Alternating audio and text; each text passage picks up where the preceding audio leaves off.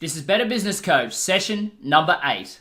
This is the Better Business Coach Podcast, your source for critical sales training, proven education, and actionable worksheets, all downloadable for immediate use. We work hard so you don't have to. Now your host, the rapid growth guy himself, Matthew Pollard.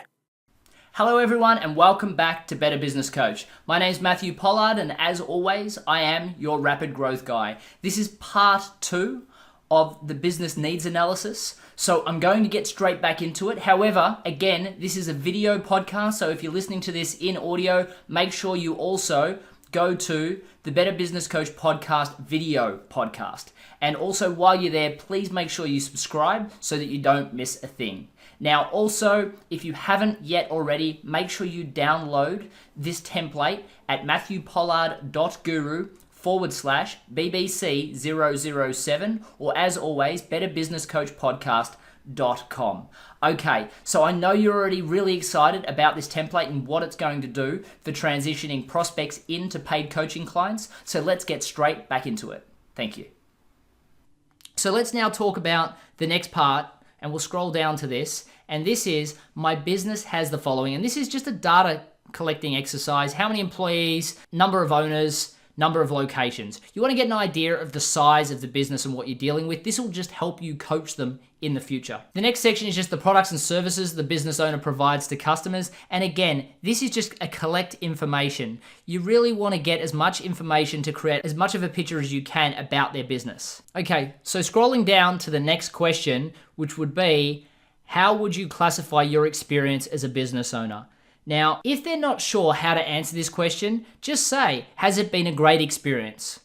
Have you enjoyed working in your own business rather than for somebody else? And if they still don't know how to answer, you can say, if you had the opportunity to do it again, would you? They might say at that point that they loved it up until 2 years ago and they'll start explaining why they don't love it as much now. And this is all great content. It gets them thinking. And again, this is a data collection activity, so just write the answers down. But write good notes because what we're going to be doing at the end, which we'll make as part of the next session, is breaking down a sales pitch or a close to get them into some coaching. And using their words will make this much, much easier.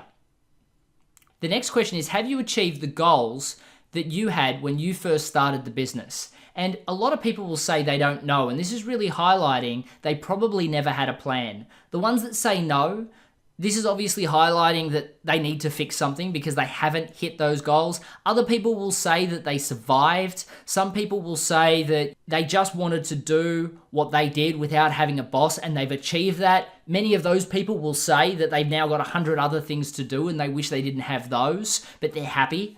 Other people will say yes, and it's so important if they say yes, not to get defensive like you're not going to get coaching clients out of it, but be genuinely excited for them and tell them well done, because tell them so many people struggle in business, tell them the failure rates within businesses and say how happy you are for them that they are the one that has actually achieved the goals that they set out to do.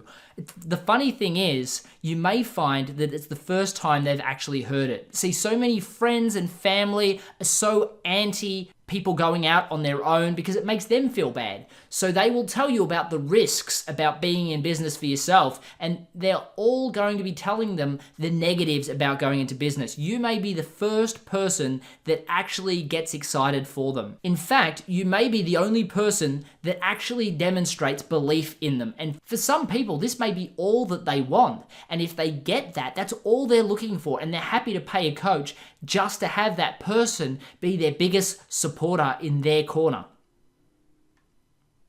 Okay, so the next question is, what is your biggest challenge at the moment? Now, this is the similar question to what you're going to ask in the next session, but things change in business day to day, week to week, and this is your ticket to immediate coaching. What is their primary worry? What is their primary concern? You'll still need to do the intake session and the templates that I'm going to suggest to you in the next sessions. However, you'll need to tailor the session to include this. What you're really looking to do is not give them the solution, but highlight that they have a major problem and highlight that you can help them. Give them some ways that you can look at helping them with the problem and say that you can make that part of the first session. But then move on. You just want to get them excited about what you're going to do. Talk about the benefits of what it'll be like to fix that problem and that you're going to be able to fix that problem, but don't give them the actual steps in the process. Don't be prescriptionary, just collect data at this stage and get excited about the fact that you can really help them. Perhaps tell them about some of your experiences and tell them some stories about how you've helped other clients with similar problems. What I'd really like to see here is rather than you telling them what you can do to help them, really tell them stories right through this process if you like. You'll get better and better at telling stories about customers like them that you have helped. This is where you're going to get customers excited. If you give them prescriptionary advice, they'll just go and do that and then they don't need you. And the next question is, how would you describe your financial situation? Net profit margin, cash flow, debts, etc. Now, depending on your rapport with the client and whether or not you feel comfortable asking this, it's a great question to ask because it gives you a full picture of what their profit margin is and how much debts they have. And some people say, I can't keep up with my debts. Other people will say, oh, my profit margin's quite substantial. And if they tell you that they make a 30% markup on everything that they sell and every item that they sell is a few $1,000s, well, let's say $2,000, that means that they're going to make $600 off every single unit increase of sales. So as a sales coach, you can get some really great outcomes. On top of that, if they say that they're currently getting a 30% margin and they're currently making 10 sales and the product price is $2,000, then you know that they're making $600 per item and they're selling 10, so they're making $6,000. If you can increase their profit margin by reducing costs and increasing productivity by 10%, you can increase their profit margin to $8,000, which will help go to paying for you, as well as they will get the benefits of that long term, i.e. well after you've gone or well after you've started working on other productivity and profitability coaching sessions. Now, the final question is a lead in to the sales session that we'll be running. This will be in 2 podcast time. The next podcast, I really want to discuss listening because active listening is so important to this process and getting success. So I'd love it if you listen to that first. And then in the next session, I'll cover off on how to prescribe a way of helping them with their problem. Or if you like, the sales pitch and the close. But by this stage, by the time you've asked all of these questions, you will find that you will have the client as putty in your hands, and you really don't have to say that much to be able to get them across the line. And I'm going to give you a very easy few line close that generally results in a sale every single time. And then I will teach you a higher level close that allows you to be a little bit more structured in your approach to ensure that you get that outcome. It requires a little bit more skill. However, I'm going to give you both because if you get really good at this form and really good at being an active listener, diagnosing the problems but not fixing the problems, and saying that you'll do that as part of your paid sessions, you really don't have to do much. The client wants to work with you.